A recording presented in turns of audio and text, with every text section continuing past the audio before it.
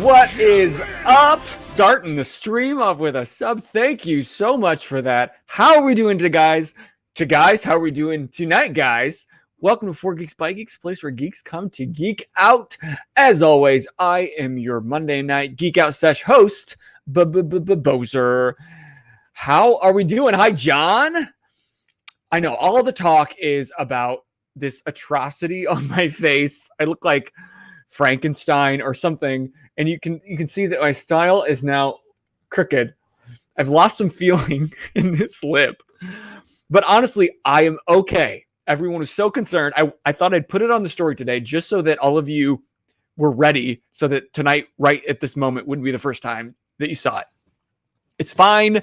I explained, Alec, I explained to those that asked.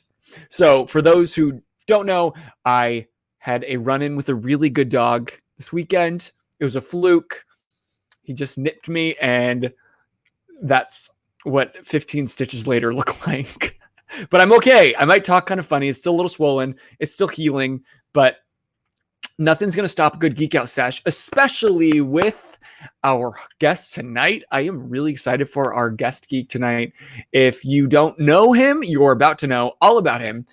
His name is Stewart, and he is basically a local legend in the geek community, locally, as well as worldwide, nationally, internationally.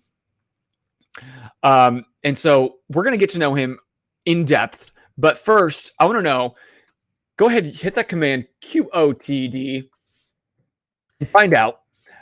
I want to know, what was your childhood hero when you're growing up?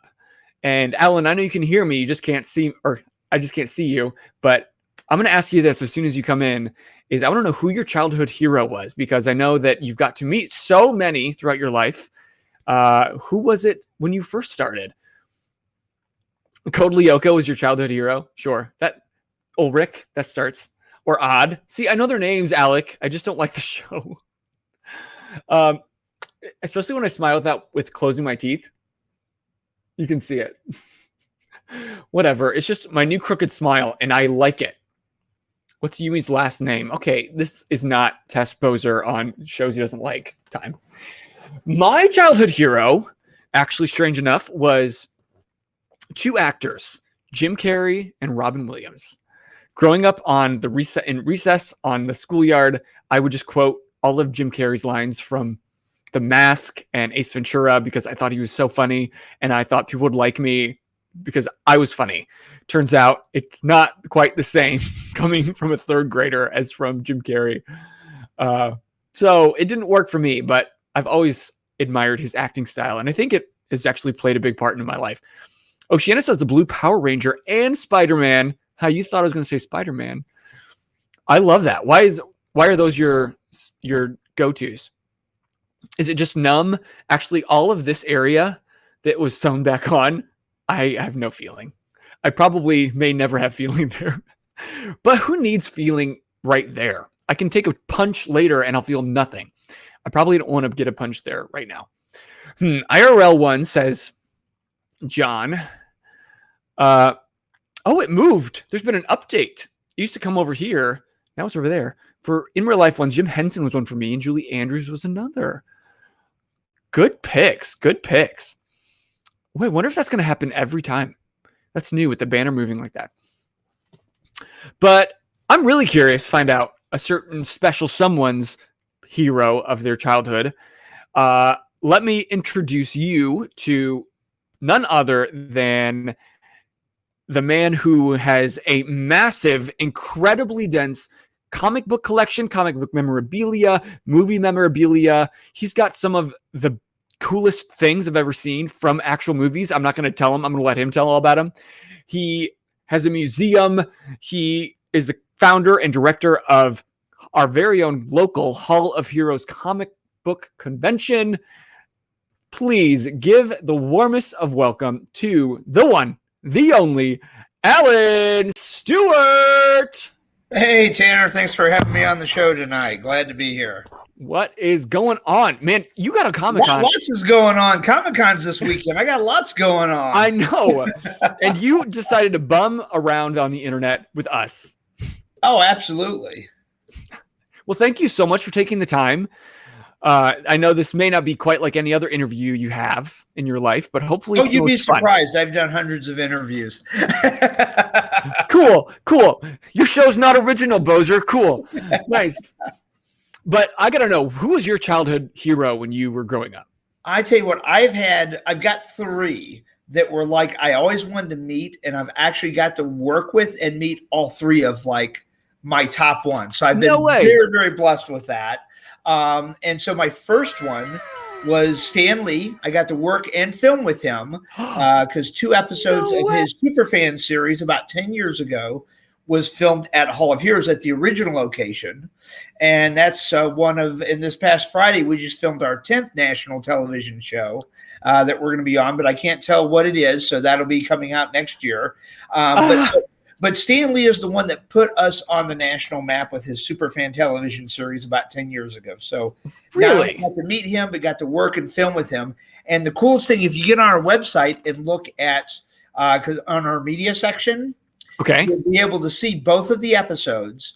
And what's really cool, and I didn't even know Stan Lee was going to do this. So the first episode, it's got me, him, actress Adrian Curry. She was the host of the series. Okay. And so the second episode we were on, so they would have like an animated Stan Lee and an animated, Adrian Curry on there. And so the second episode, they did an animated version of me. So Stan Lee made me a cartoon alongside him as a cartoon, which is just like mind blowing. That was probably my biggest geek out moment of my life. To be an animated me along with an animated Stan Lee on a television program. I'm looking at it. I'm finding a way to pull it up. Right. Yeah. I may not be able to. It's going to be the intro for the second episode. That is so cool. I know. Isn't it amazing? The fact that you got to 1, meet Stan Lee, 2, yes, work with Stan Lee. Yes. 3, touch Stan Lee. Right. I got a picture with him at Comic-Con a few years ago. I think one of his final, and like we weren't allowed to touch him. It was so fast. Oh yeah. His last couple of years, he was. That was an absolute cardinal sin. You couldn't do that. Yeah. So the other one that I got to meet was Adam West.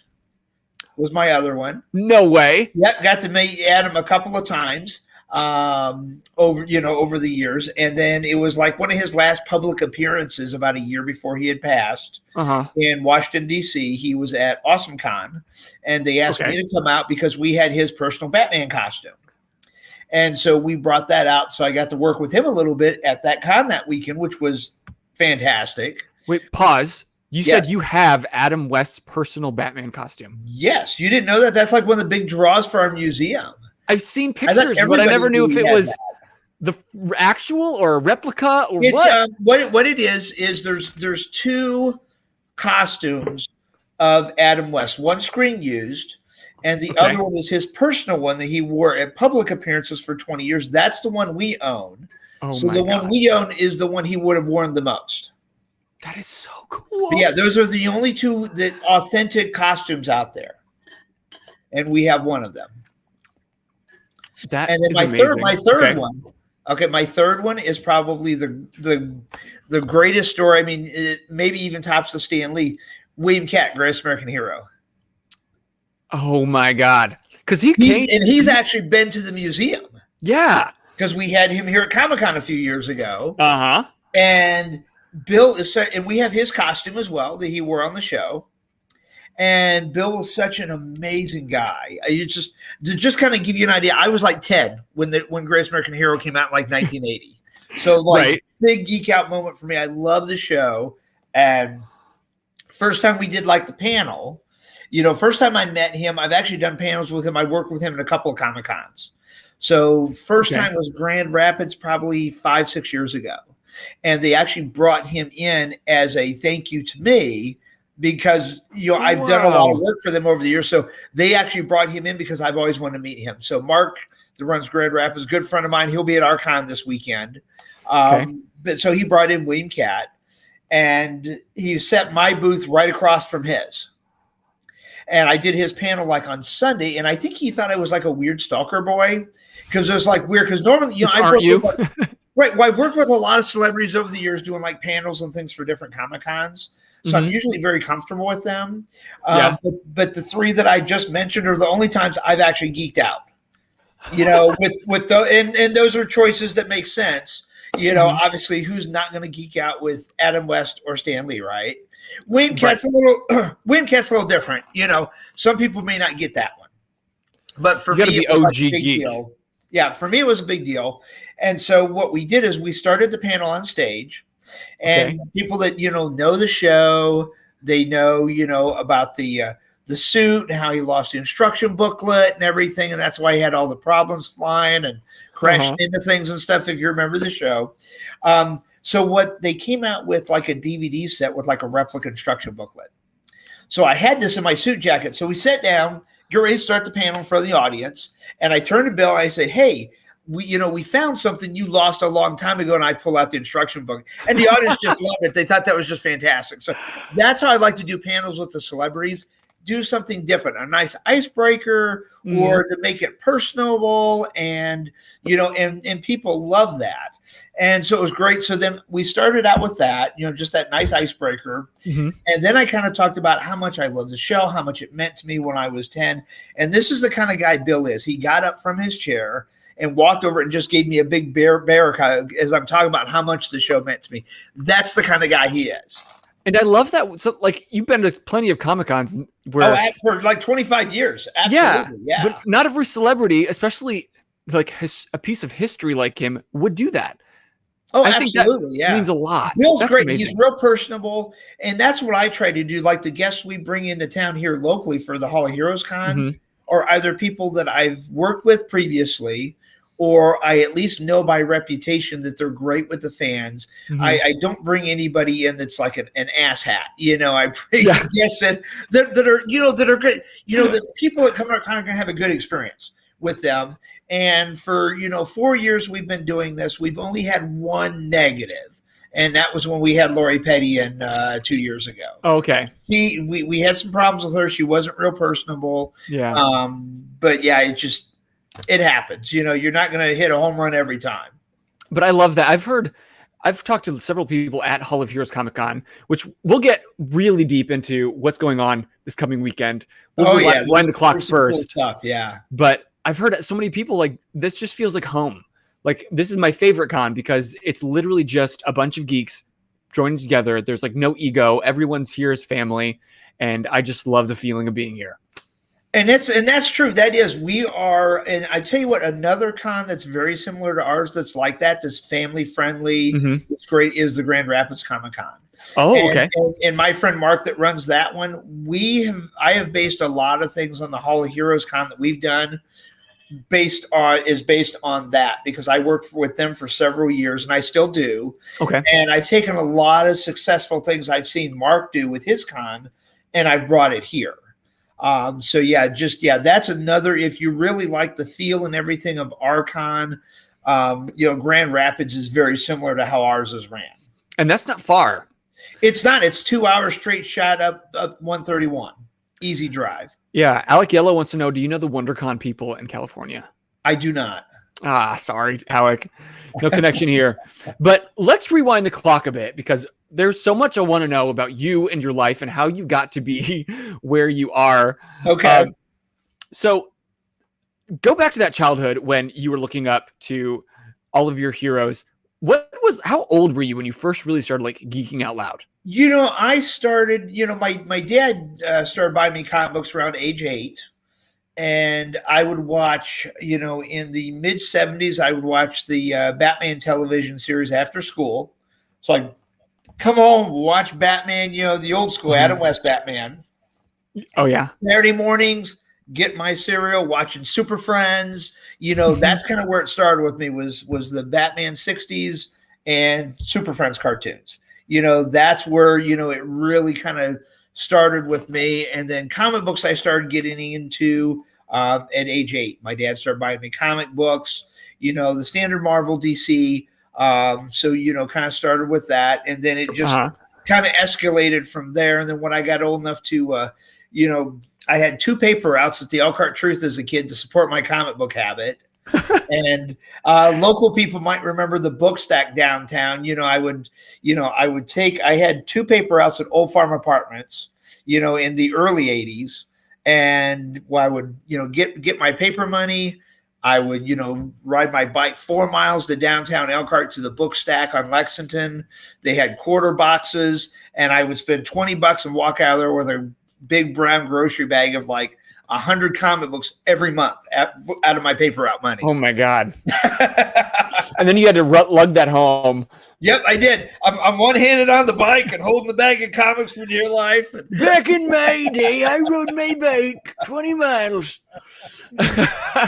But I love that. Like, nothing was going to stop you from geeking out. I love absolutely. that. Yeah, that's kind of, some of the early history. And then some people locally remember this. I opened up a comic book shop in 1992. Okay. And that lasted for about a year because we launched Hall of Heroes, the publishing company, which became huge.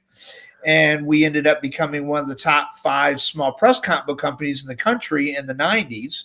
And about a half a dozen of the guys that worked for me then work at DC and Marvel today. In fact, a lot of people remember Ethan Van Sciver. He was one of the top guys at DC. I was his original publisher and got him in the industry. And he just won the Indiegogo record for like the highest ever for the relaunch of Cyberfrog. And I think it's this week it's ending the action figures for Cyberfrog because I ended up buying a set of those.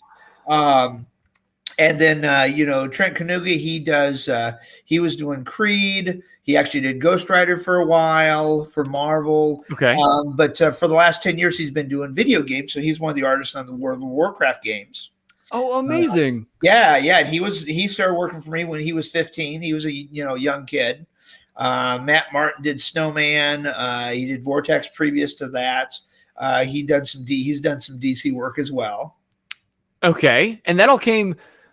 Oh man, there's so many things. Like I'm talking to him pre-stream, and I was like, "Alan, I've got so many questions. Right, I don't know if we're gonna be able to fit them all in. I want to know everything." So go back to you created a publishing company. Was that locally here? Like you were? It was here in Elkhart. Yep. It went from 1993 to about 1999. And what was that called? Hall of Heroes. Okay. Yeah, so I've always used the same brand name. Yeah, it's always been Hall of Heroes. Wow. What like the comic book store, the publishing company, the museum, it's all been Hall of Heroes. I love that. Like I'm just feeling such pride for my hometown more than I ever have for things that I didn't even realize. Elkhart has all this hidden comic book history nobody knows about. Yeah. So was that like difficult to get that started? How did that go for you? Yes and no. For me, a lot of people that self-publish, I had more of a business background and marketing background, so it was a little easier for me. I can't draw a lick though, so that's why I was a comic book writer and not an illustrator because I can't draw at all. So, but I got more into like the publishing. I would help the guys kind of tweak some of their stories and things like that. So I kind of got involved in some of the story writing. But more so running the company and publishing and marketing the company and making sure that everything kind of got out there. Okay. And was there a reason that it stopped in 99? It stopped because, DC and Marvel kept stealing all my guys and I couldn't, obviously they got deeper pockets than I did. So, hey, it is what it is, Actually, that was about the time that the comic book company was more fame than fortune. I was well known in the industry, but small press wasn't making a lot of money. So then I ended up, that's when I started getting into real estate, became a real estate broker. And I've done that for 25 years. And that's actually my paid gig. I've been a real estate broker here in the area for 25 years. And most comic book geeks buy their houses or their layers from me, their Hall of Justices, their Bat Caves, their Avengers, mansions, whatever, Geek loyalty runs deep. I'm the geeky realtor. But what's great about that is that people, pretty much about half of my money from that goes back into the museum to preserve comic book history. So that's why a lot of people will go through me because one, they know just because of the superheroes and everything, I'm honest. I'm not going to screw anybody over. So they know I'm an honest guy. I'm going to take good care of them and everything because I have that reputation. But also they know that, hey, the more money I make in real estate, the cooler things I'm bringing in the Hall of Heroes, that we're buying really cool stuff for everybody to geek out about. So that's the other reason people like to, do that too. So they're just supporting themselves in an offhand way. Pretty much. Yeah, exactly. Absolutely. So yeah, you buy a house through me. Yeah, you're supporting a museum, supporting comic book history. Well, if ever we want to take this studio outside of my basement, I'll be coming to you for absolutely. I love that. Okay, so you were geeking out as a kid and you got all those comics. Back when you were a kid, it's a different world now to geek out. It's almost popular. It's cool now.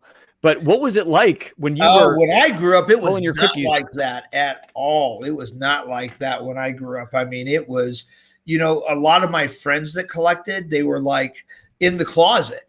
You didn't tell anybody. It's a secret. You would get like beat up and stuff. And I was like the only one out of the closet. Everybody knew. Everybody knew. I didn't hide it. So I got bullied a lot.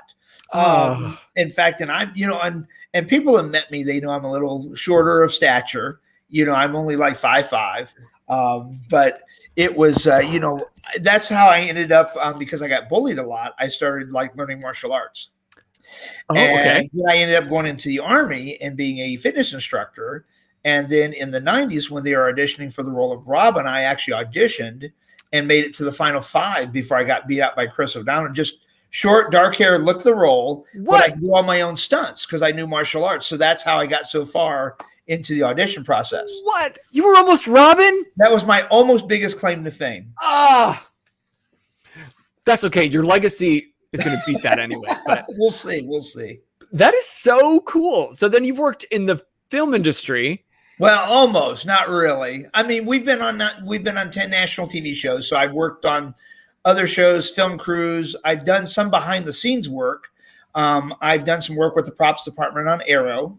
So I've worked on the Arrow television series. Wow. And I'm also one of the experts on the American Pickers television series for the new upcoming season. So like when they have comic book knowledge, they call you. Right. Like when they're on a pick, if it's like comic books or superhero toys, they'll text me and send me photos, and then I'll text them back the information. So that's usually how that works. So you'll see them like call or text. And if it's like comic books and stuff, then yeah, I'm like the guy on the other end. That's amazing. Oh my God. I knew that you knew a lot, but like I'm realizing I'm way beyond my depth and understanding how much of a treasure you are, Alan Stewart. So, okay, this is just a personal question. Sure. Like you've done all these great things and clearly you're great at them. Our local scene, Elkhart, has a reputation of like, you don't stay here. You go off and you do big things elsewhere. Why have you decided to stay in Elkhart and keep all the loyalty is probably the number one reason. We actually had, because a lot of people knew we were trying to move out of the Hall of Justice. It was my backyard. We outgrew that after about, 7 or 8 years. Yeah. We ended up staying there for 12. And, we had offers from Cincinnati, from Indianapolis, from Orlando, from St. Louis. We had much larger offers, because we were bringing national TV shows in, to be filmed. We were bringing in tourism because we're the number one tourism, place in Elkhart County. I mean, as far as people coming off the toll road, I mean, since we've moved 2 years ago to the new spot, people have probably seen our signs on the toll road and everything. And, we bring in a lot of people, that spend money at the restaurants and the hotels and the gas stations and everything else. So, but, the collection grew here. I've always been here. I'm from here. So, I wanted to keep it here. The other reason is, my real estate business is here. Sure. So that's, and that's my paid gig because the museum's all nonprofit, everything is, we've got no paid staff there at the museum. It's all nonprofit. It's all to preserve comic book history. So my real estate firm, that's what pays my bills. Okay. So, there's that too. Practical so there's reasons. The loyalty, but then there's, my actual full-time job that's here as well. Well, honestly, on behalf of all the geek scene here in Michiana, as we call it, those who aren't from here, that's what we call it. Thank you for all of that you've done and that you continue to do and that I know that you're going to do. And I just want to find ways to support what you're doing more than I appreciate that. So you started collecting at a very young age. When did you realize, wait, I've got enough to make almost like a museum? That probably, let's see here. That was interesting. It wasn't when it kind of came up, it happened within a year or 2 years, maybe. Okay. So it was more, the collection, at my old house where the museum was, there used to be a big 2-story steel building there. There was like an old barn, and half of that was my real estate offices. And the other half of it was just, I had my stuff stored there on shelves and things like that in the other half of that building. And so clients would come in and they'd be like, oh, this is cool. This is amazing, And so people were really, because normally people that have collections, they don't tell people because they're worried about people breaking in or stealing or, they have things like that. If you've got something like we do that's like multi-million-dollar collection, you don't tell anybody because you're worried, right? Yeah. I've went the opposite approach of that. I want to share the history. I want people to see it. I'm the complete opposite of the normal mindset of that. You put it on a damn billboard and said, hey, multi-million-dollar collection right here. Right. I mean, and obviously, we have cameras, we have good alarm systems, we have good security systems, so we don't worry about that. But it was just myself and a couple of my friends, we were kind of talking about it, and we were like, hey, we kind of thought it's like, hey, let's make a museum. There's not another museum of this about comic history. So, hey, this is the largest collection in the world, and it's just getting larger and larger. Let's make it happen. And so then I ended up talking to several contractors about trying to convert that building. And I was told very quickly that you'd have to tear that building out and build new for what you want to do. Okay. And 4 out of the 5 contractors I talked to looked at me like I was some kind of nut and didn't get my vision. The one contractor that I ended up choosing was like, oh my God, you want to build a Hall of Justice? That is so freaking awesome, So obviously I chose that contractor. Right. You have to go with him. He saw my vision. He saw the vision. He got it. He knew what we were doing. So we ended up building a 2-story replica of the Hall of Justice. One, so I had somewhere to house and properly display the collection, but also to share it. And, in the museum, the first couple of years, it started out really slow. We'd have a couple people here or there, it wasn't anywhere near what it is today. And that all changed about 2 or 3 years in when Stan Lee came out and filmed his Superfan television series. That's when everything changed. And after that happened, we've been on a national television show every year since then for the last 10 years. I mean, Stan Lee's got the magic touch. If he backs you up, we really owe our success to him. Absolutely, we do. Don't we all? We all? I would agree. Yes. That is amazing. So you have this museum. Talk to me like what's inside. I'm gonna kind of show some pictures as you talk. I guess the shorter answer is what's not inside. Because, you're probably right. Our museum, we cover the whole 80-year history of superheroes and comics, toys, film, and animation.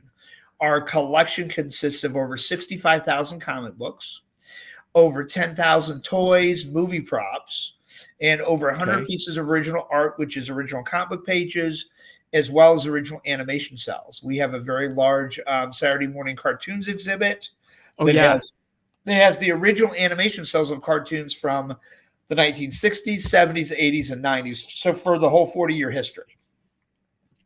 So yeah, it's just amazing the stuff that we have. But like I said, it covers the whole 80-year history. It's actually the largest collection in the world. Yep, you got the old building up there too. Yes, this is the new building. That's the new building. Yep, that's the new building on Cass. This was your original building. That's the original building. Yep. That's crazy. I love that you made it look like the Hall of Justice. What's cool is people can actually go to the old building and take selfies because the property is now owned by one of our board members. And he is currently working on doing a superhero. Actually, he's going to be doing an arcade and pinball museum. that's going to be opening up next year. Yeah, this is some of our educational classes we do. We actually do a lot of educational things at the museum and teach comic book history. Okay, sorry. I'm not trying to have you speak about everything being shown. I'm just kind of scrolling while you talk because there is so much goodness here. Oh yeah, and the books you're showing right now. There's some Golden Age books that were recently donated to us, and those were all from like 1947 to 1953. What would you say what is your favorite piece in the museum? Oh, that's tough. That is so tough. I have several favorite pieces. Like for example, Hollywood props. Adam West's personal Batman costume is my favorite. Of course, I think I can find that. Comic books, it's going to be our Captain America #1 from 1941 because we're one of only 2 museums that has one. You only see it at our museum, and the Library of Congress is the other one. What? Oh yeah, it's very rare. Wow. Yeah. Toys. We actually have the Holy Grail of Marvel collectors. It's the Marvelton train from 1967. It's called the Marvelton Express. Okay. And that took me many years to locate one. So that's probably my favorite toy that we have in the museum. I really okay. I'm gonna say something sacrilegious. And I said I didn't want to admit this, but I feel like I need to fess up. I have never been to the Hall of Heroes Superhero Museum. I thought you said you weren't going to admit that. I know, but I'm feeling really guilty. We had this conversation earlier. You said you weren't going to admit it. I just feel terribly guilty because had I been, I could. I know, DJ. That's I know. Easy to fix, though. It's so easy, and I plan to fix it this weekend. Right. I'm going to go to the Comic-Con. I'm going to hit the museum. Well, you said you've come to the con every year, so I will give you props for that. I have, because I want to support local geek culture, and yet I haven't been to this like literal piece of history. And that's the thing. You are not the only one, because a lot, if you look at our guest list, look at our guest book that people sign in. 80% of our visitors are from out of state, and even outside of the United States, it's very little locals. And it's like what we're saying, where like New Yorkers don't go see the Statue of Liberty. Exactly. It's just like there. It's exactly like that. And you don't realize the treasure you have because you it's always been there. Right. Exactly. Or people are like, oh, hey, I can go anytime. Right. And honestly, before when it was in your backyard, I didn't know anything about you or anything about the thing. I just heard about it and I was like, really? Some guy's garage? And a lot of people mistakenly thought that happened a lot. And that's the other reason we had to move, not only, for more room, because, we actually have 2 screen use vehicles from Marvel Studios. So, you start getting full-size vehicles, you kind of run out of room pretty quick. So, we had to move for that reason. We had to move. We needed to be somewhere more, more established. We need to be off the toll road. We need to be in a more public space. And so our new location is fantastic. It's right on like one of the busiest streets in Elkhart, which I couldn't believe when I saw it moving in. I was like, wait, what? Right. This place is getting we had to be right off the toll road. That was key for us to be right off the toll road. Yeah, because everyone's coming from all over, like you said. Exactly. So I'm going to fix that. I can only apologize. I have no excuse. I am not worthy. I'm just going to quit the channel. That's it for me. This is it. So then you had been collecting for all these years and you have such great stuff. So when did you first decide, what we need is a Comic-Con? That was actually brought up. We had been kicking that around for a couple of years to do a Comic-Con. Obviously, is a fundraiser for the museum, because a lot of charities, they have their big fundraiser and stuff. For us, Comic-Con made sense for that to be our fundraiser. And then just, I have a lot of connections in the industry and, that we could bring in celebrities and it made sense. And it was funny. I actually got a call from when it was Mayor Neese was mayor of Elkhart. It was 2 months before he took office. He had just won the election, but he hadn't been in office yet. So it was like, he called me. It was like the day before Thanksgiving. And he called me and said, hey, he goes, I want to start a Comic-Con in Elkhart. And everybody I've talked to said, hey, you're the guy that needs to run it. And I told him, so, well, we've been thinking about doing one as well. So we kind of teamed up with the city, had the first Comic-Con at the Lerner, brought in Dean Cain, who I'd worked with before. Dean is literally a super guy. He really is. Dean is fantastic. And we actually have his screen use costume at our museum. I know, and we brought in Reb Brown, the original Captain America actor from 1979.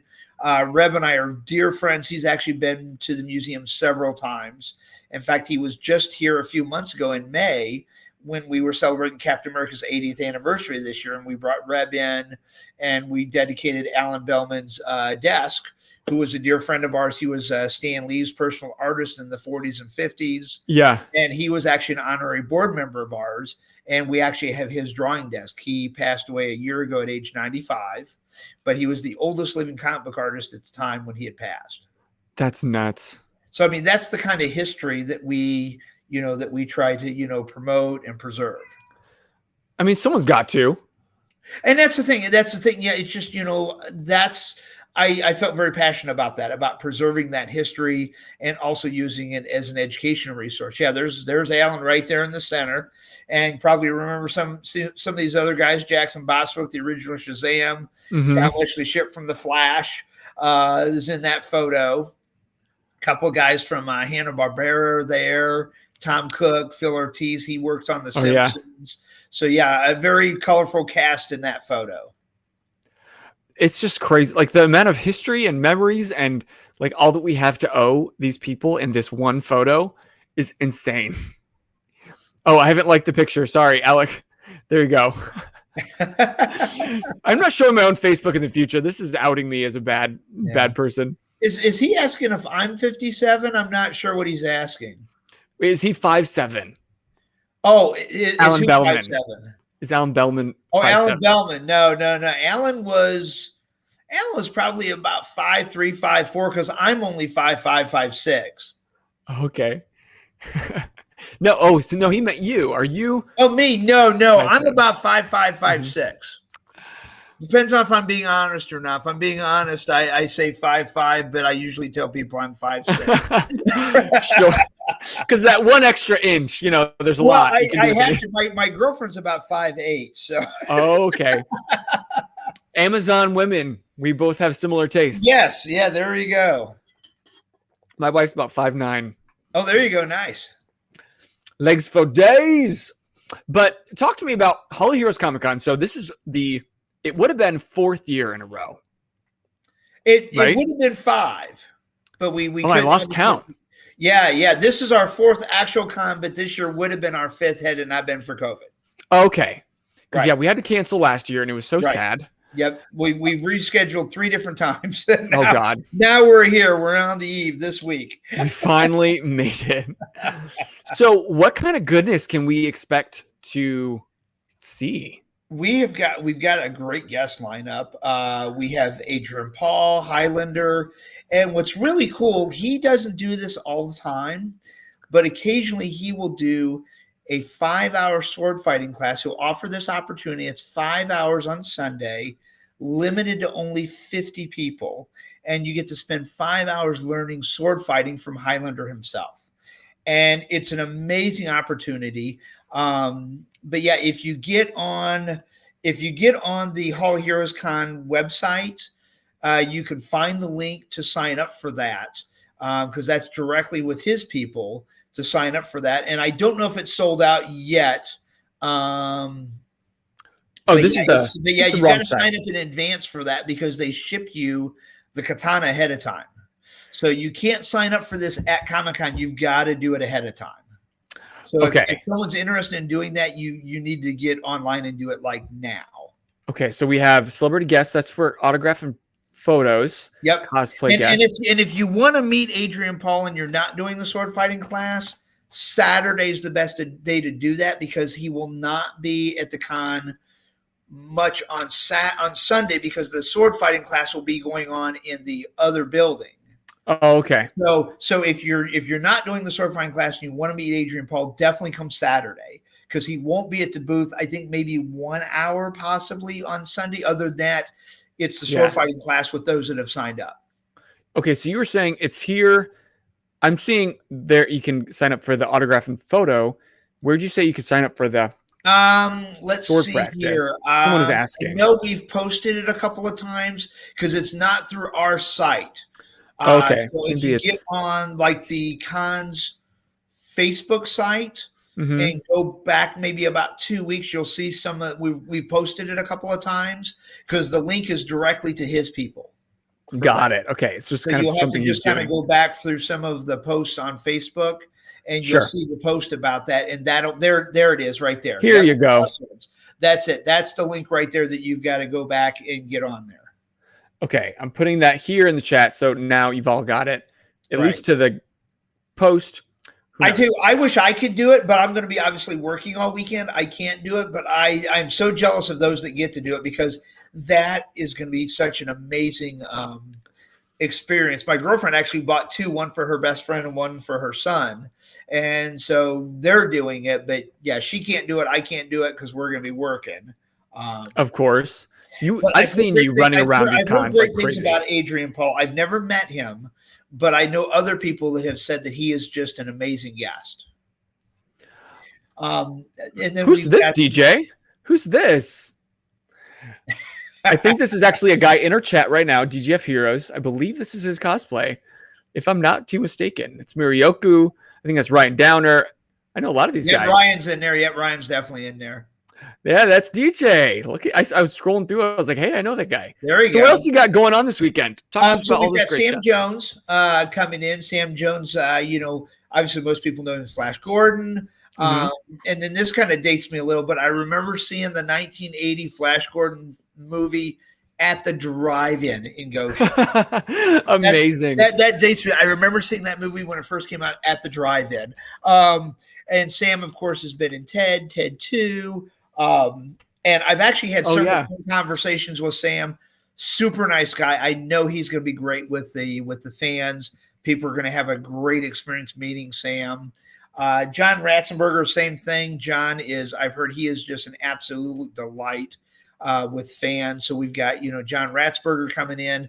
Older, generation like myself know him as Cliff from Cheers. Younger generation, and the reason we're bringing him in is he voices characters on every Pixar film. Yeah. He is the Abominable Snowman in Monsters, Inc. He is the pig on Toy Story. He's Mac in the Cars. He's the villain Underminer in The Incredibles, and then a lot of people don't know this, but he was in Empire Strikes Back. Really? He was the pilot that crash landed on the ice planet Hoth. That was him. Oh my God, I got to go back and watch it tonight. I know, you got to go back. Yeah, so that was him. That was young him. So he was in Star Wars, so yeah, that was, he's fantastic. That's amazing. Yeah. And then who are these gentlemen? Another great guest that we have, and is not pictured on this one right here, Guy Gilchrist. Somebody mentioned earlier that their celebrity crush was Jim Henson. Guy worked with Jim Henson for like 20 years. He was one of the animators on the Ninja Turtles cartoons. Oh, yeah. He's worked on all of Jim Henson's projects. And I've talked to Guy several times. Super nice guy over the phone. I think he's going to be great with the fans. Muppets, Ninja Turtle fans. I mean, he's got just a huge resume. Tom Cook worked for Hanna-Barbera for like over 20 years. He worked on every classic Saturday morning cartoon. He worked on Super Friends, Shazam, Flintstones, Jetsons, Scooby-Doo, Fat Albert. He was the co-creator of Captain Caveman. He was co-creator of Thunder the Barbarian. Wow. So Tom has worked on like everything. He currently works on King of the Hill. That's his more recent work. Okay. Yep. So, he's one of the animators on King of the Hill. Tom is fantastic. Scott Rosema, good friend of ours. He's one of our board members here at Hall of Heroes. We have Scott every year, and Scott's worked for, DC, Marvel, Walt Disney, Cartoon Network. He's worked for like everybody. Stuart Sager, he's worked on I believe on Aliens, comics, Kiss, Just a lot of stuff. He's worked on he's more of a recent, artist that's worked on a lot of different things. Unfortunately, Tim Seeley from DC just called me this morning. He had to cancel. He will not be here. Oh, bummer. Yeah. So yeah, he's the writer on Nightwing, does a lot of the Batman projects and things. Okay. In fact, a funny story about Tim. Tim was a big fan when he was a kid of the Hall of Heroes comics. Really? And he told me that Hall of Heroes influenced him to get into comic books, and he's one of the top writers of DC Comics today. Wow. He never worked for me directly, but our company influenced him. He said on summer trips he would go to comic book stores around the country looking for Hall of Heroes comics because they were hard to find. Like, what does that mean to hear that? I tell you what, it was the first time I met Tim. And this was probably 7-8 years ago, and it was at a small con outside of Chicago. And I knew Tim's work, and went up, introduced myself, and he said, "Holy Heroes." He's like, did that have anything to do with the old publishing company? I said, yeah. I said, I was the owner of the publisher. And then he tells me this story about, that, he was a huge fan when he was a kid. And that's what got him into writing comic books, was following, my books.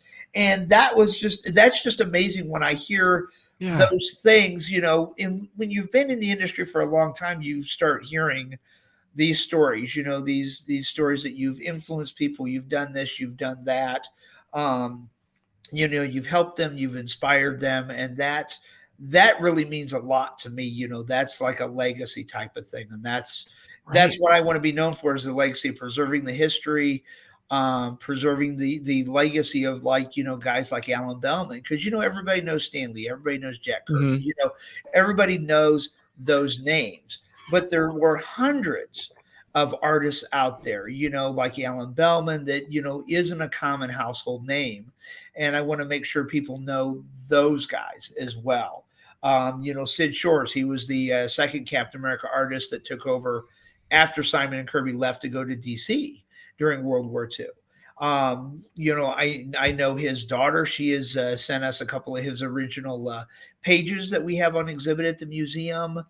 So from some of his 60s and 70s Marvel work, and just getting, preserving that history and educating, about that history. Someone needs to preserve that. And that's what we feel very strongly about. Well, again, I'm just going to be the broken record. Thank you for doing that. Because I wouldn't say that I'm new to the geek scene, but I didn't grow up like when I was 8 years old and studying every piece of geek comic books and the culture like you did, because I didn't know what I liked. There wasn't as much of it around then. Probably not. You're no, there really right. was. There were so many other distractions. Right. And so I'm just learning. Honestly, I geek out. I love geek stuff, but I am here to learn, and I'm learning so much just talking to you. And well, you got to come to the museum, because we've got a really cool thing that we actually got a grant for. That we launched last year. It's an app. So you come to the museum, and where our guest book is, there's a sign where you can download our free app right on your phone. Yeah. You go through the museum, you're going to see about 300 business cards.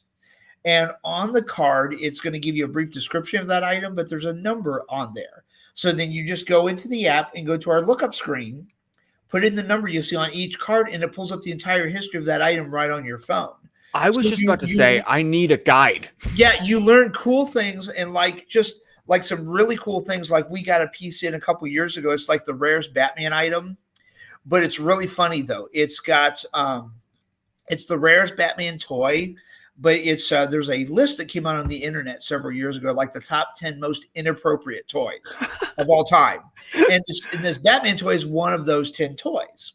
Why? And it's really cool. It came out in 1966 when the television series appeared. And it's a Batman squirt gun where he's kind of bent over like an L, and the trigger is like right in his crotch, and that's where you squeeze it to squirt the squirt gun, and so that's why it's that's why it's inappropriate. But it's also, it was made in Taiwan, so it was not made in the United States, so it's rare for that reason, because it's a foreign release. But also it was it's the only toy that came out during the television series that looks like Adam West in the face. Oh, really? Because back then they didn't do the likenesses. They made them The toys were all made the comic book versions. So at this time, for them to have like the Hollywood likeness was extremely rare. So this, and it's actually still mint in package. So you can see it, in our one Batman case. But yeah, just stuff like that. You don't know about the history unless you use the app. You look at it and you'll just say, hey, rare Batman squirt gun is what it'll say on the card. Yeah. But you pull up the app and then you find out the rest and you're like, oh my God, that's hilarious. Well, then I don't know that am I going to have enough time to go there and the Comic-Con on Sunday? You might have to make it a weekend. I think so. I'm just going to be out of town a little bit this weekend. So Sunday's the real day. I will be there at Hollow Heroes Comic-Con. Right. If anybody watching now wants to come find me, I'm going to grab Moose and we're going to have ourselves a good time and just geek out loud with all of our local geeks. Exactly. Sunday is the cosplay contest, so that's the big thing. And something that we're doing really cool this year is for the cosplayers, those entering the cosplay contest. Mm-hmm. And, Tanner, you've done cosplay contests, so you kind of know how this works. Normally, you come up on one side of the stage and you pose for the audience and you pose for the judge, and then you walk off the other side, right? Uh-huh. Okay, so the RV Hall of Fame has a new stage this year that we can reconfigure. So for the cosplay contest, we're doing it as a runway format. Yes. And I have never seen that done at any Comic-Cons with a runway platform for the cosplayers. So we're trying that out this year to see how it works. And I think the contestants are just they're gonna love it. They could just walk up and down and strut their stuff, and they can work it all they want. I gotta find. I wasn't planning on cosplaying on Sunday. I was just gonna. You might want to now, right? Just now, runway, right? I want to walk a runway. It's gonna be awesome. It's gonna be really just like to make something new for each con I go to, but maybe I'll just pull something old that I have. It's cool because what we do is we try to. Because like I said, I've been involved with Comic-Cons for 25 years. Yeah. And I try to do things that are unique to ours. It's not the same old cookie cutter. Because, we have people that come from Chicago and Grand Rapids and Indianapolis and Fort Wayne and, that come to our con because, as you mentioned earlier, that it's family friendly. It's like you're with family. It's, it's not like the big, like C2E2 where it's a big mass of strangers. It's much more informal, with our Comic-Con. Yeah. But we like to bring these experiences like year one, we brought in Mystery Science Theater 3000. Yeah. We did a live show on the learner stage. I watched that. Nobody ever got to do that, so we did that year one.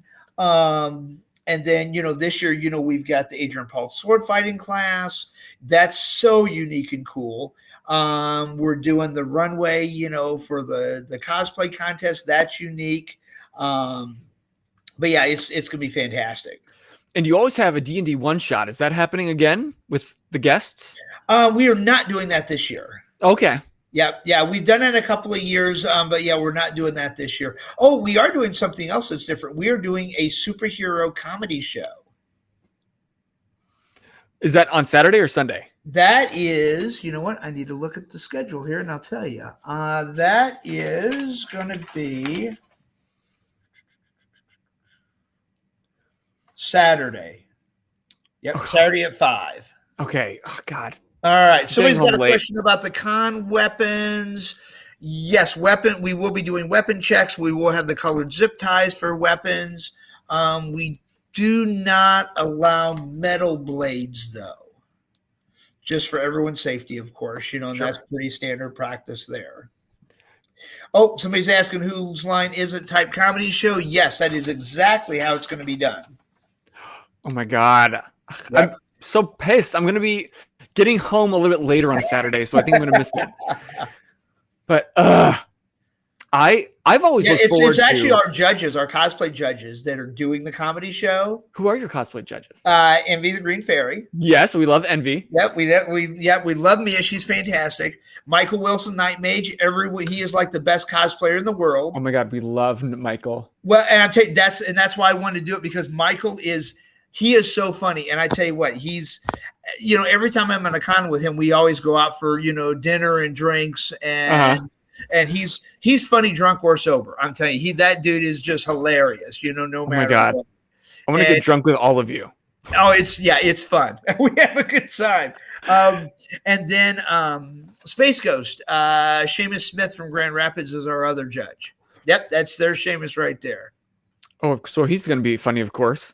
Oh yeah. We've got these guys are great, and actually, John Osborne is who is our emceeing the stage all weekend. He's actually a professional comedian.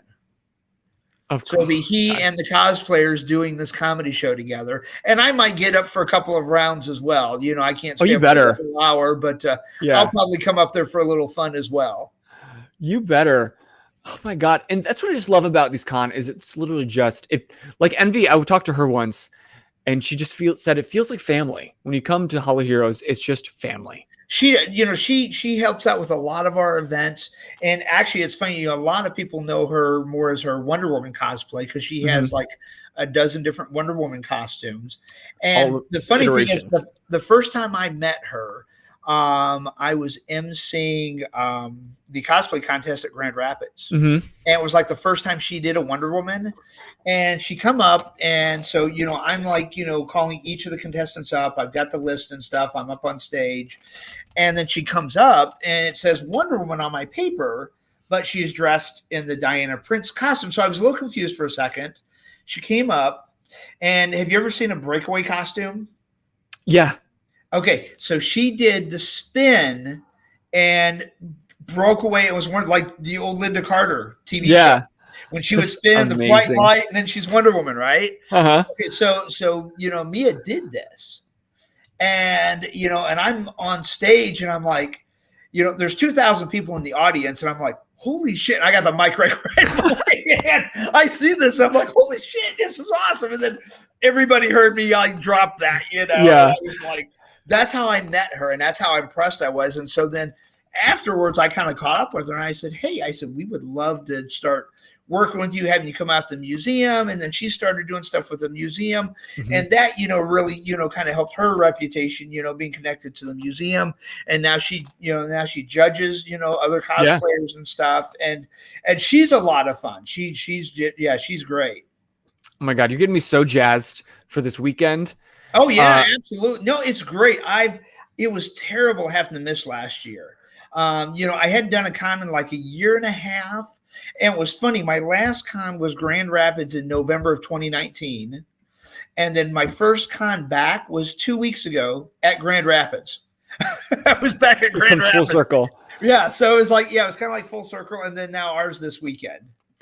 Well, I'm going to be there on Sunday. Like I said, anybody, please come join me. But when I'm there, I'm seeking you out, Alan, because I just want to shake your hand. You'll find me. I'm easy to find. Usually I'm around stage.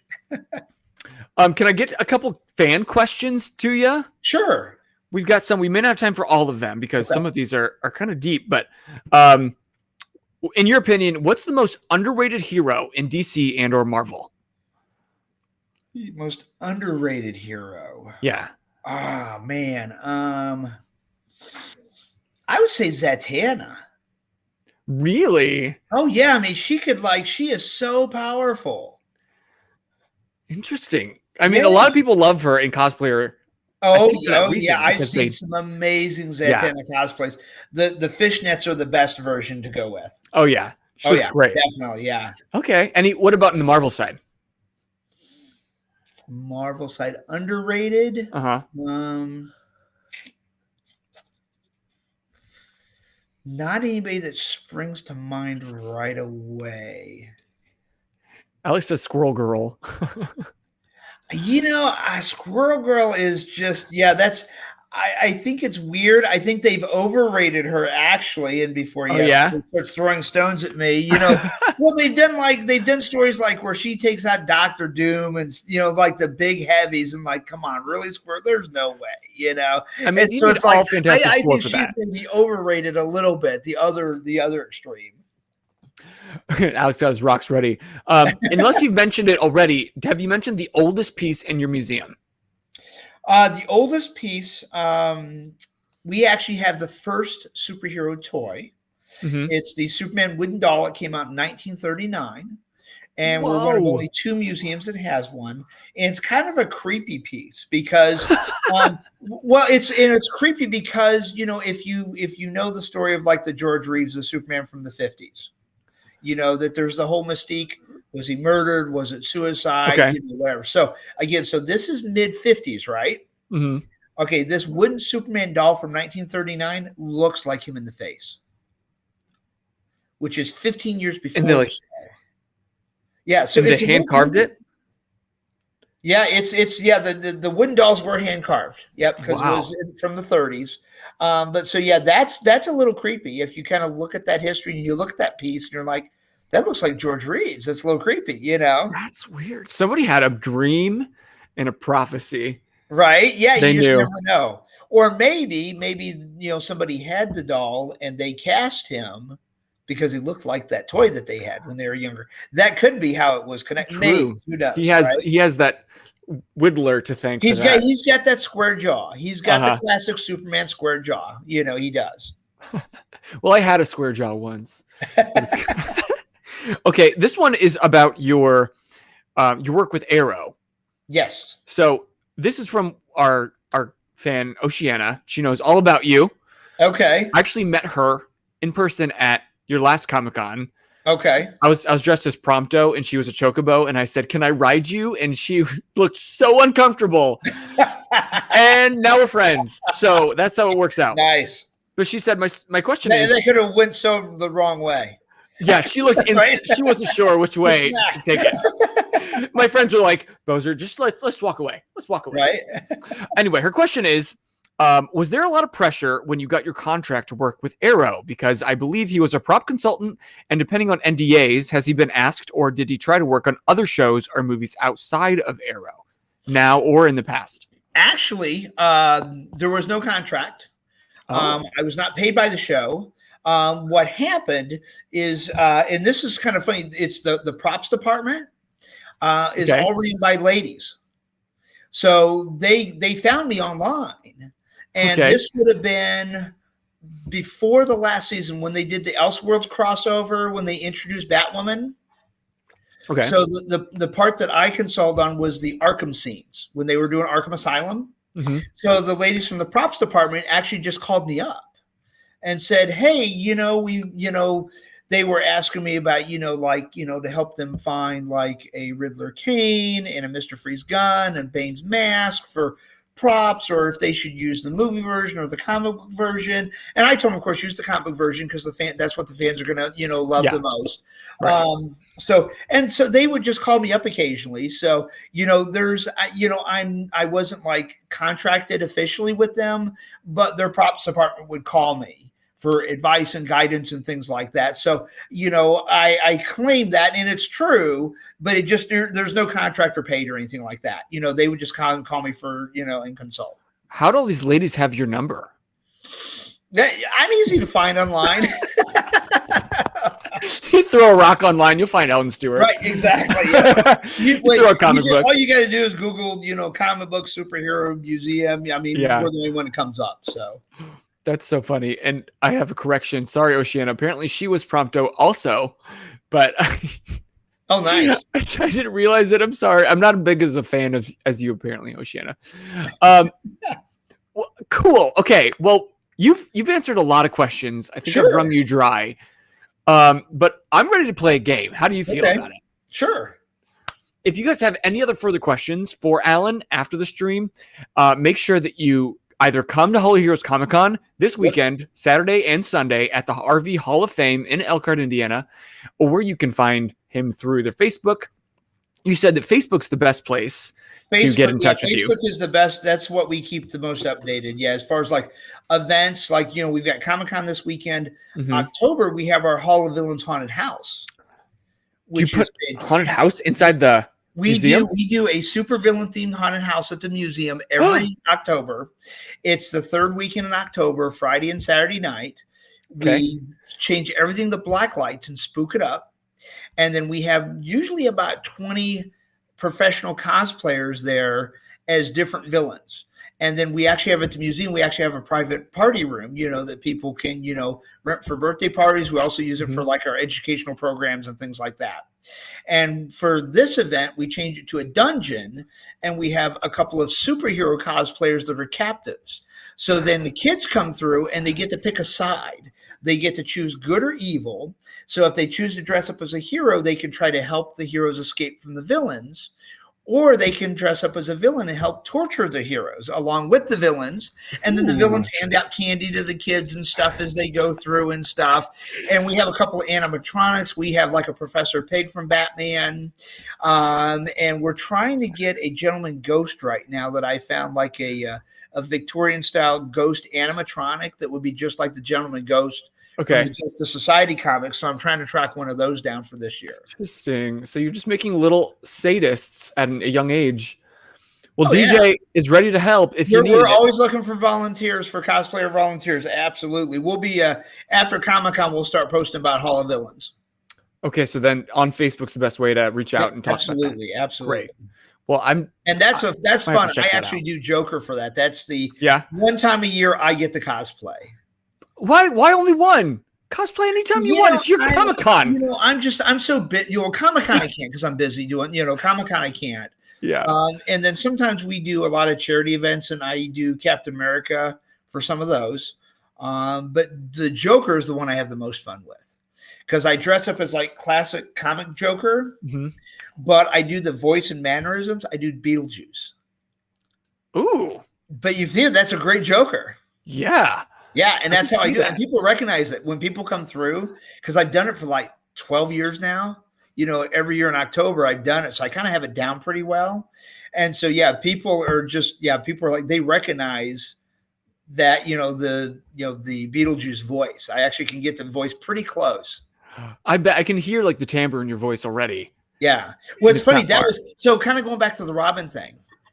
So that's not the only thing, is the Robin thing, is that the other reason I should have gotten the role was because when I do like radio and TV appearances, people say I sound like Casey Kasem, who voiced Robin in the Super Friends cartoons. Oh, yeah. Yeah, the Robin voice, too. I should have gotten it, right? Wait, I'm going to close my eyes. Give me your best Casey Kasem. Holy bat turbines, Batman. That's really close. It is close, isn't it? Because they still play a lot of his stuff on radio now. And that's just my natural voice. I don't have to change it for that. See, you were robbed. Let's I know. The petition. I can't do Shaggy. People are asking me to do Shaggy. I can't do Shaggy. Actually, I probably could do Shaggy, but I would have to be stoned to do it. Well, I want to get drunk with you, and let's get stoned with you. Let's just check all the boxes, Alan. Right. But let's play a game. I want to really test you in your superhero knowledge, because you are world-renowned. People come to you for everything. And so I want to know how well your knowledge is with obscure superheroes. Okay. So I've hunted some internet, and I have actually, somebody gifted me this book, The League of Regrettable Superheroes. Oh, yeah. The thing is, a lot of those are not Marvel and DC, though. They're not. And that's where it gets a little tricky. Yeah, because it's got like Smash Comics, Hit Comics, Thunder Bunny. Yeah, but it's got all these ones that were out. Most of those were out in like the 40s. Yeah. And only lasted for a very short time. So a lot of those I will probably not know. But I honestly, rather than read this entire book cover to cover, I just went to the internet. So you might know these. Okay. But I did find a couple of them in this book. And then also, if anybody saw on Instagram, we put up a question. We say, let's stump Alan. Create a fake superhero. Give me the date of the publishing, their powers, and a little bit of the background. And let's see if we can stump you. Okay? Are you ready? I'm ready. All right. So, number one, let's see if this works. Nope. Hold on. No peeking. I had to come over here and click on this. Okay. No peeking anymore. Let's see. I can't read that. Okay. First up to bat is 3D Man, who... 3D Man is real, from Marvel Comics, premiered in Marvel Premiere in the 1970s. Jeez, I couldn't even read the thing fast enough before you. You're like, yep, real. Let me tell you what's on that sheet. Okay, well, yeah, he's real. Tell us more about him. 3D Man. He was created in the 70s, but his backstory is set in the 1950s. And he was the first villains he fought. He was only in he was in a 3-issue storyline in Marvel Premiere, and then he appeared in a issue of the Hulk later on. And he's got the power of the strength, speed of 3 men. That's why he's called 3D Man. Okay. I couldn't find that bit, actually. Right. Like, why is this guy so strong? Right. He's strong as 3 men. Okay. But it's only when the one with the polio, there's 2 brothers. One with polio puts on some glasses, 3D glasses. Exactly. Yep. His brother was an astronaut. Yeah, test pilot. Died in supposedly died in the rocket crash, and the crash was caused by the Skrulls, the alien Skrulls. The Fantastic. Really? Skrulls. Yeah. So the Skrulls are part of this story too, and so whatever the radiation was, they hit the rocket with or whatever, absorbed the brother into these glasses. The other brother had the glasses, and when he puts them on, it's like they combine or something. I'm not sure how they get. I can see how they become the strength of 2 that way, but I'm not sure how they become the strength of 3. I'm not sure who the third person's strength is from. Well, that's why they're obscure. Okay, you ready for the next one?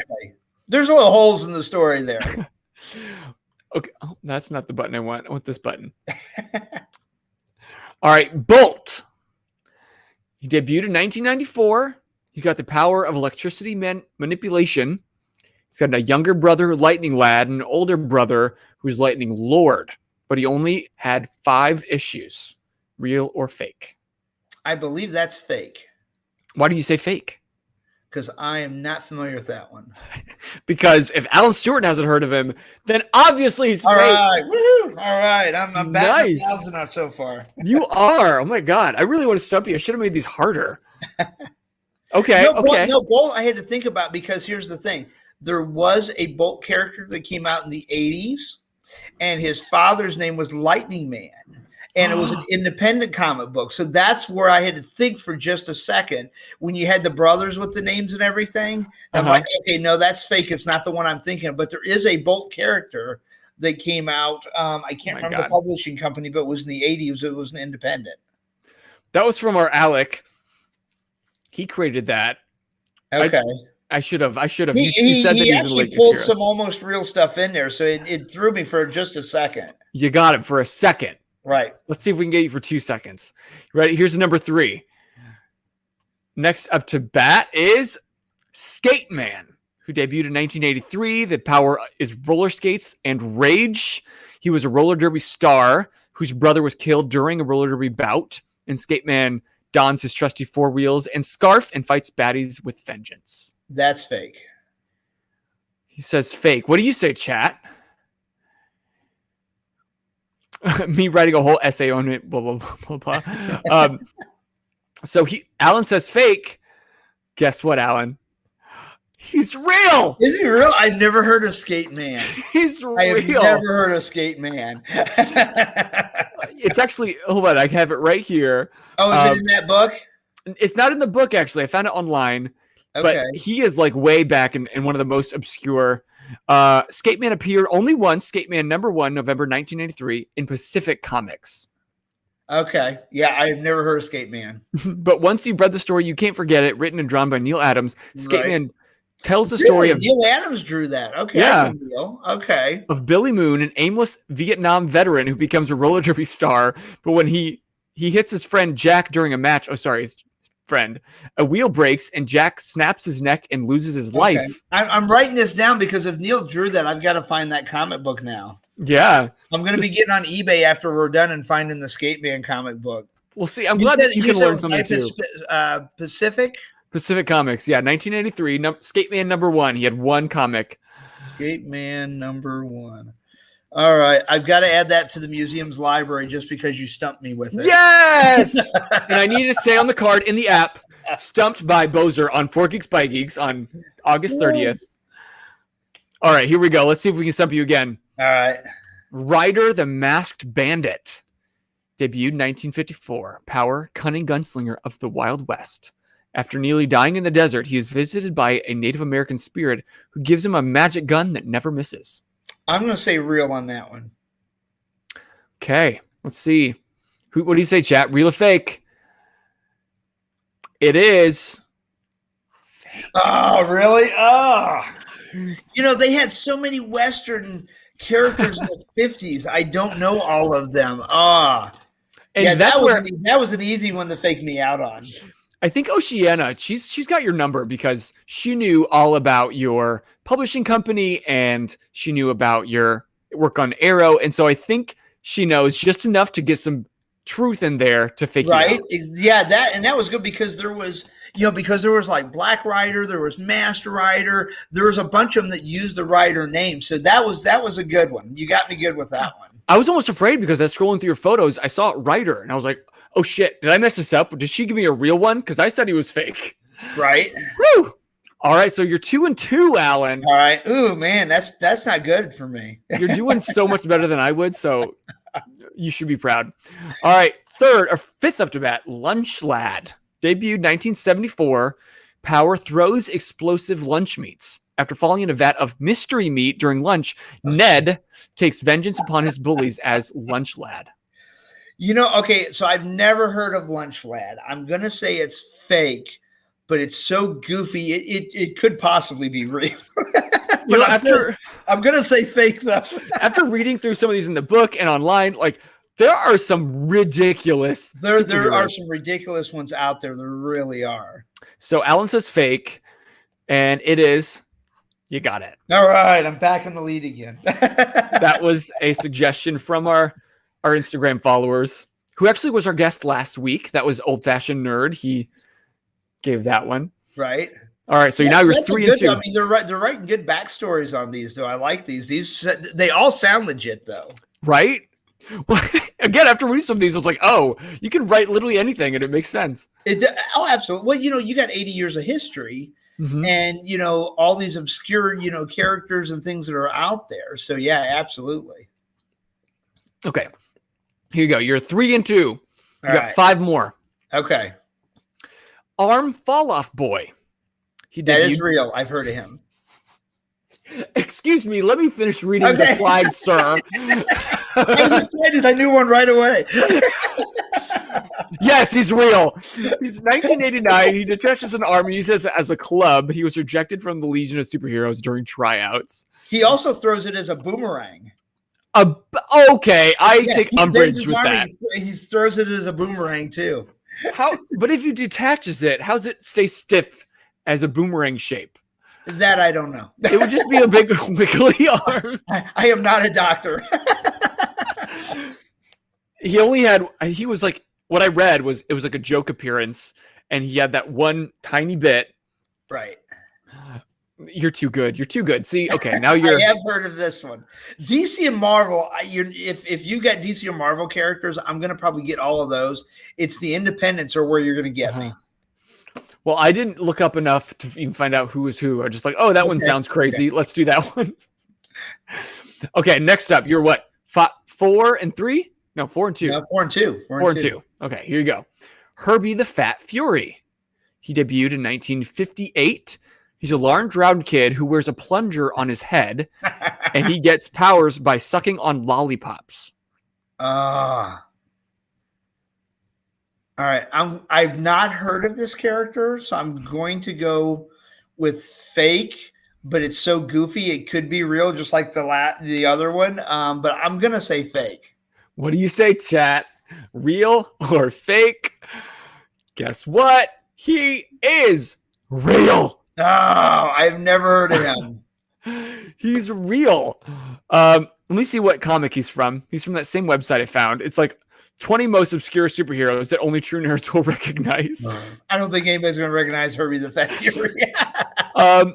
Herbie Popnecker was the unlikeliest of heroes, a dumpy, lazy kid with heavy-lidded eyes, Coke bottle glasses, a soup bowl haircut, and a deadpan expression. He was always sucking on lollipops, yet he is an amazing, powerful superhero who could, thanks to those lollipops, do almost anything. He first appeared in Forbidden World 73. Okay. I'm looking for the publishing. I don't see it. It doesn't say what was the publishing company. Okay. All right, so now you're up to 4 and 3. Okay. Are you also going to get a Herbie the Fat Fury in your museum now? Well, the other one I kind of like because Neil Adams did the art. Yeah, I don't know about Herbie the Fat Fury. I'll kick that around. We don't know much about him. Screw him. Is he related to Herbie the Robot from Fantastic Four? Maybe, or the bug. Right. Okay, what about Funny Man? Debuted 1947. His power is... that one's real. You think so?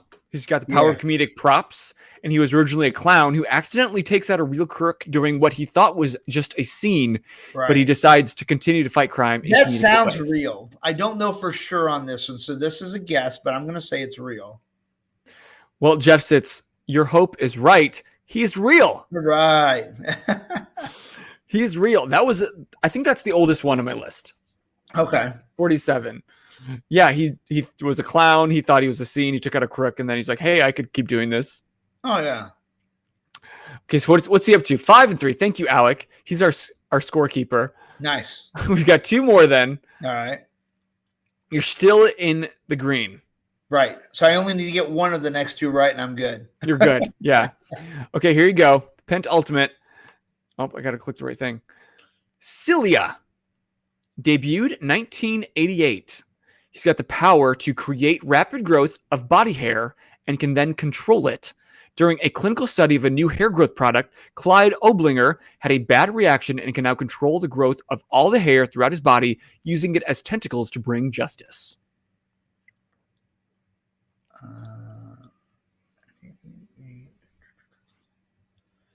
I'm going to say real.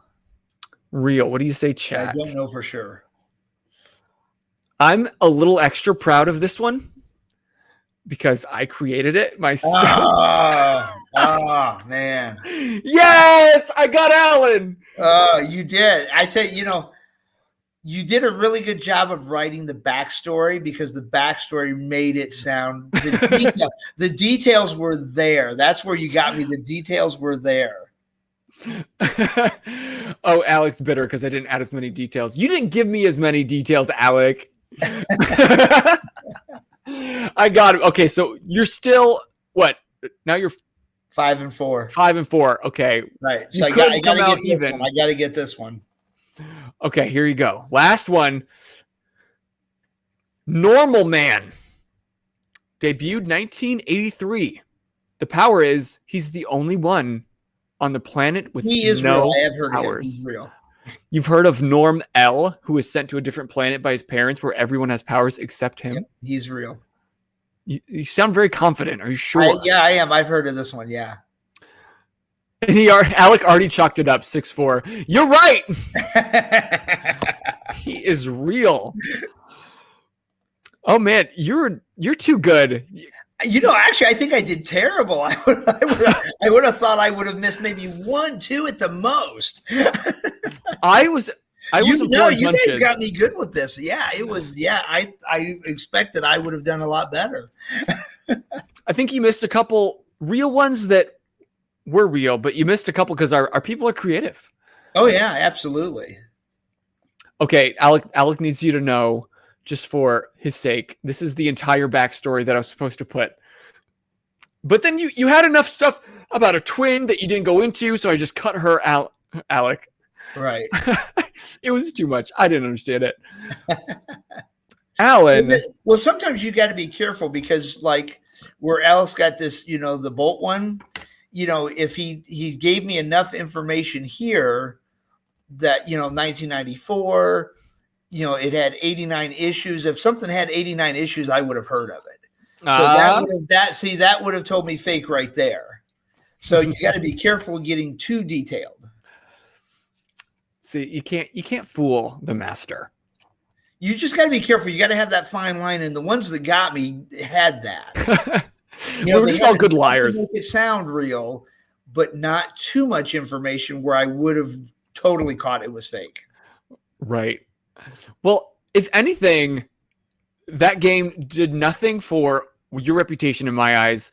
You are still a godlike being. I felt like I got knocked down a couple of pegs with the game. It just shows that you're still human somehow. Right. You have a thread of humanity beyond your deity. It's late. I'm getting tired. That's what it is. That's it. I wore you down. I'm slipping. I've had a long week of getting prepared for Comic-Con. And you have still a long week. It's only Monday. I'm sure it's only going to get crazier. But thank you so much. You know, the last several days have been nuts because, you know, we had that show that came out Friday. So we were filming that all day. Mm-hmm. And so it was like, you know, and then went into the weekend, which was busy, and Comic-Con, and, you know, getting celebrity flights, you know, hotels, last minute details are all set up with the convention center and our guests and our, you know, all, you know, of course, we've got like 80 vendors coming in on Friday for, you know, setting up. So we get all of that, you know. Oh my God, I'm so excited. I'm so excited for you. A lot of eggs in the basket, man. And I just think, like, do you ever take a minute and pinch yourself? You're like, holy shit. Like, just do allow yourself the moment. Look what I created. You know, I do. It's you know, I do that occasionally, and it's like weird. I'll do it like, it's a weird time. It's like if I'm shutting down the museum for the day, you know, like if we're like the last half an hour, nobody's there, and you know, I'm gonna like walk around and be like, oh my God, if I could only go back in time and my 14-year-old self would see what is here, would just flip out, you know. And I do that occasionally, you know, and it's cool though. It's really cool. No, and I'm proud of you for doing that, because I think in all of your success, I think it would be easy just to kind of get wrapped up in it and forget and just not take a second to realize how far you've come. Oh, there's a lot of people that think that my superpower is a huge ego. Like anybody on my board, or if you ask my girlfriend or my kids, you know, they're like, yeah, my dad's an arrogant, you know, blah, blah, blah, you know. So people that don't really know you, those people don't count. Right. Who are they really? It's the people that know me too. Well, I guess, I don't know. But I like to have fun with this. I like to have fun with it. I like to share the history. And, you know, and that's where you kind of have that fine line. You know, it's, you know, some of it can be ego, but then some of it is like you kind of have to do that to promote, you know, promote the brand, promote the, you know. Right. So sometimes that gets misconstrued as ego. So I have to kind of walk that tightrope, that fine line, so people don't think, hey, I'm an arrogant asshole. But no, I'm promoting the brand. I'm promoting the history, you know. So it's like that's where it gets tricky sometimes. Well, I'm proud of you for not allowing the fear of coming across as egotistical to stop you from doing what you're doing, because you're doing great things. I encourage everyone, if you're watching, if you're in driving distance, come to Elkhart this weekend, Saturday and Sunday, September 4th and 5th. Come check out the Hall of Heroes Comic-Con at the RV Hall of Fame. If you haven't already, you need to follow them on everything. But if you just want to come to the con, here is the link. Come buy your tickets. It's going to be so great. Honestly, you won't regret it. It's one of the warmest feelings of a con that you've ever been to. Everyone's just there to geek out, and you'll keep coming back year after year, and it gets bigger and better every year. That's why year one, I was like, I need to support this. It might be tiny in a theater now, but eventually this is going to be huge, and I'm going to feel good that I supported it. Yeah, we outgrew the learner like right away. Instantly. That weekend, it was tight. It was a tight squeeze. Well, it's funny. I actually had a bet with David Smith, who was the manager of the theater. And he said, as long as the theater had been around for 100 years, they had never been shut down by the fire marshal. Mm-hmm. And I told him, I said, it's going to get shut down by the fire marshal. I said, we're going to hit capacity. So we made $100 bet. And so after we made the bet, he told me, he goes, well, just so you know, he goes, the fire marshal's a friend of mine. And I'm like, that's all right. And so it was funny. So everybody on our committee knew about the bet. Mm-hmm. So about 2:30, it got shut down for a half an hour. And everybody was running up to me. You won the $100. And so then right before the Mystery Science Theater 3000 live show, you know, I brought everybody at the committee up on stage, you know, in front of the audience, you know, to thank everybody for their hard work. Cause, you know, I'm kind of the face of everything. And but I like to make sure that everyone else that worked on this all year long gets credit as well. Yeah. And you've probably seen this. I do this every year, that I bring our committee up on stage. So they get a round of applause, and everybody knows that, hey, it's not just me, because one person cannot put this on. It's impossible. No. I don't care how good, how talented you are. You've got to have a good team of people, and I really do, both on our museum's board of directors and our Comic-Con committee. And I like to make sure that people realize that there's a lot of people that work hard all year, because it takes us a whole year to put this on. So so then he handed me the money in front of the the whole audience, which was several thousand people. The theater was pretty full for that live show. Yeah, because I think I saw that moment actually. Yeah. So do you remember that he handed me the money on stage? Yeah. So that was what that was all about. Well, I don't want to say, but there's probably a reason he's not the general manager of the theater anymore. Oh, well, I got along really well with Dave. I thought he did a great job, and he was great to work with. Sure. When we were there the first 2 years. Yeah, absolutely. Well, thank you so much, Alan, for spending 2 hours of your life, of your busy schedule here with us. It means so much. Chat, just blow up the comments below. Let him see how appreciative are that he took the time, because he's got a lot to do this week. It's a busy week. It really is. But yeah, it's going to be a great show, and we're hoping to see, lots of folks out this weekend. It seems like people are excited. People have been seeing our billboards all over town, our radio commercials, our TV commercials, our Facebook posts. It's making the rounds. So it seems like most people have seen our billboards. That seems to be the number one thing. We did billboards this year, and everybody seems to really have seen those. Oh, we had a great billboard campaign, and it's really paying off. Yeah, I drive past it every day on my way to work to the Learner. Nice. And so we're gonna. Anybody want to suggest a raid before we close? If you're not familiar, Alan, a raid is when we take all the great people watching and we put them towards another great channel. Oh, okay. Because they've stuck around. We've had great numbers all night of just hanging on your every word of gold. So I hope you feel good about that. We're going to make sure that we promote the con all week on our socials so that we can get some more action there. Make sure you come see the museum as well. Oh, that's on my bucket list. Hall of Villains is coming up next month, so don't miss that. That's a great time. I will be there. Anything else that people need to come see? Just watch our Facebook. When we're going to have events, we have in December we do our Santa and the Superheroes, and we have our big superhero Christmas tree that has all the superhero Hallmark ornaments from like the last 35 years, and we have all the cosplayers. And we have Santa Claus with the Infinity Gauntlet, because that's how he delivers all the presents in one night, is with the time stone. Of course. So you find out Santa's secret. That's amazing. But does that work? I'm seeing if my raid worked. Okay, there we go. But we sign off a certain way here on our channel. Okay. So, as always, I am Boser. Who are you? Oh, I have to come up with a name? You whatever your name is. Oh, Alan. Say Alan. There you go. I thought I had to come up with a superhero name or something. Okay. Boser's probably the worst superhero name ever, but it's like one letter away from loser. But all of you, thank you for tuning in. Check out our Wednesday stream where we do games together. Thursdays are our weekly D&D campaign. I will see you Sunday at Hall of Heroes Comic-Con. I'll see you Saturday at Bristol Renaissance Fair if any of you want to make your trek up there. But until then, you guys just keep geeking out. Good night.